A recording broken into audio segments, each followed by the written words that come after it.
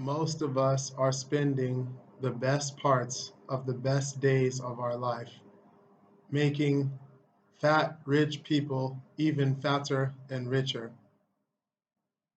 Working hard hardly works. And I just read a quote on Facebook. You know, these things go around, but actually it was well said, well written, that the idea that we should split up in the morning, the families should split up in the morning to go do things that they generally don't enjoy, is one of the greatest fallacies ever imprinted upon humankind. I might as well find the quote for that because I actually kind of memorized it. I feel like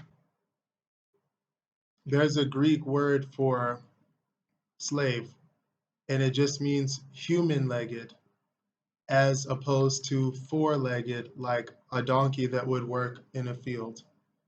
So one of their words for slave was like, this is some kind of animal that has the legs of a human, or like it's property with the legs of a human. Um, and what I'm saying is, what I'm asking is, isn't that what it is for you? Isn't that what it is for me if you have your boss, your company telling you when to come, when to go? Because that means when you wake up, when you can sleep, when you are actually sick, when you're not actually sick, when you need rest, when you don't need rest. You know what I'm saying? What to think about. Oh, we're staying late. Oh, come in early. Oh, the weekend is this. Oh, no, you can't get leave. So this is the condition that I think work has someone in. And the andropodon means one with the feet of a man, as opposed to tetrapodon, quadruped, or livestock. So tetrapodon means four-legged, one with four legs. And that's what they call their livestock in ancient Greece. That's what they called their livestock in ancient Greece. And andropodon is one with the feet of a man. So there's two kinds of livestock, andropodons and tetrapodons. Now, two things, having a job at times is realistic, employing yourself out. I think it's probably one of the best strategic moves that you could ever make because you get skill, you get knowledge of an industry and market and its norms, and then you find out what need needs to be filled, right? Like what need is going unfulfilled, what's missing from this industry, what could be done better, and there are different reasons why it doesn't go like that. What could you do? That's when you step in with a business idea. You make smaller moves, but the main thing is this. If you're working somewhere, like I just got a job offer last month, it was at a school, and it's going to be like this. I'm either going to think exactly what they want me to think all the time, do whatever they want me to do all the time, which will be below my level of intelligence. So they're going to dumb me down, make me dumb, or I'm going to make them rich because they'll be allowing my ideas and they'll be open to my ideas, which means what? That they respect me. That's cute, but it just means that all of my intelligence and creativity is going to be fired into their organization. So their ship launches and those students go on and they have phenomenal success. They start businesses or they have their own ideas. They get into great universities and go on adventures.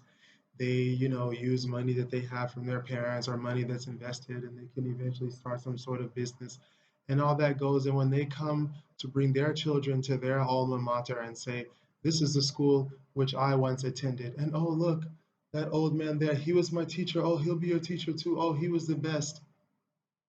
So you know what I'm saying? I want to make a difference in my life, and I want to basically like uh fuel my own adventures. And the people around me, the people that are with me, but it's just doing it for others when I don't even see what they're doing with their wealth and power as being worthwhile. So why am I helping them get it?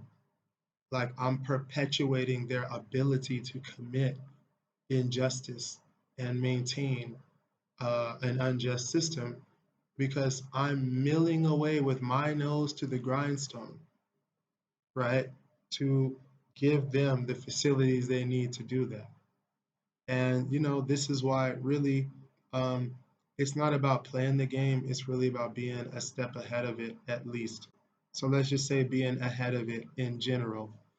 And that means that you're actually not in it, you're not part of it. Even if you're around people, you're not doing what they're doing. Even if you're doing what they're doing, it's not for the same purpose. You're gonna come up and do something big.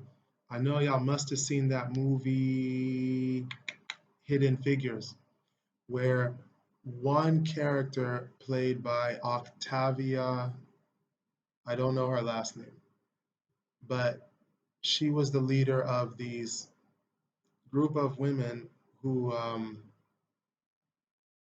they had some kind of clerical work, and they were all African American. She figured out how to use the computers that NASA had bought to process their data faster and calculate faster for them. And but they didn't really know how to use them. So they had these giant computers that are the size of rooms. She learned that, and then she trained all of her crew, and they came through as the ones who were able to make this post program come, and they were actually welcome finally for their ideas. Why? To make others great. Now that's okay, but after that, every single one of them had a golden business opportunity that, to be honest, people would value worldwide. That you are, a computer operator or programmer on the first or one of the first successful space missions. That experience, that expertise as a consultant, as a designer, as a professor, assuming professorships would be an easy step after that credential. Now, there's a lot of obstacles in the way. So when people say to me, well, why don't you do things like this? Well, I do things like that, but I don't do them in the United States because, again, I don't want to just be marked by my blood, you know what I'm saying? And, my blood basically, is one of the things that gives me my skin color. So I'm just like, just by my very blood, I'm marked for violence, you know what I'm saying? For like subjugation or elimination. I mean, that's just how my time there started. That's how my people's time there started. So, that's what's in my blood that I feel in that place. I should subjugate myself. Like I should subject myself or I should remove myself. So I'm like, well, I think I'm going to I'm going to remove myself rather than being a subject. So last but not least, and I know I do tend to ramble, but I think you know, I've maintained orbit at least um, on that word subject. I once read that on one of the founding American documents, either the Declaration of Independence or the Constitution, it was clear that something had been rubbed out and the word citizens had been written where the word citizens is written.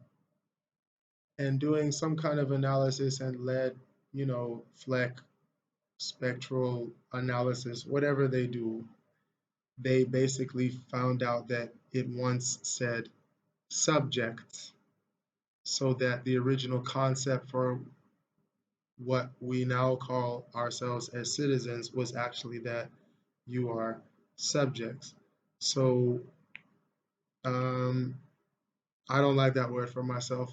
You know what I'm saying? If it's about something that I'm studying or the topic of a book, I like subject. But as far as myself, I don't see that word for me. So yeah, be strategic, be winning, be do like hidden figures, do it in a group. You know what I'm saying? Do it with your people. Just do it. Peace. Assalamu alaikum.